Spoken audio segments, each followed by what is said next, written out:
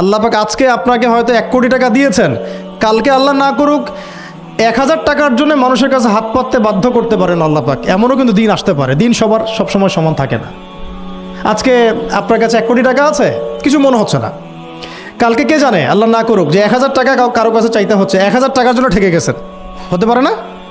তো রিজিককে মানুষ তাজিম না করলে রিজিক দূরে চলে যায়। দুটো বিষয় খেয়াল রাখবেন, দুটো বিষয়। এক হচ্ছে মাঝে মাঝে মনের মধ্যে কিছু আমল করার ইচ্ছা আসে না?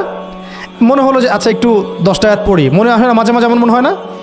ওই সময় এই যে মনের মধ্যে যে এই ইরাদাটা জাগ্রত হওয়া, এটাকে আমরা বলি ওয়ারিদ।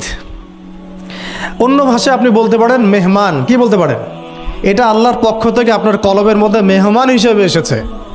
এখন আপনি যদি আমলটা করেন, সেই মেহমান বারবার আপনার কলবে আসবে।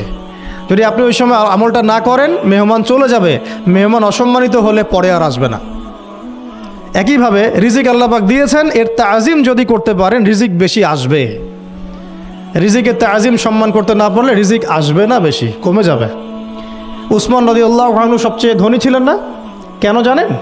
একে তো তিনি প্রচুর দান সদকা করতেন, এটা তো আপনারা জানেনই। আরেকটা জিনিস অনেকে জানে না, তিনি উটের পিঠে বসেছিলেন, কিছু একটা খাচ্ছিলেন, এই 2-1টা দানা পড়ে গেছে নিচে।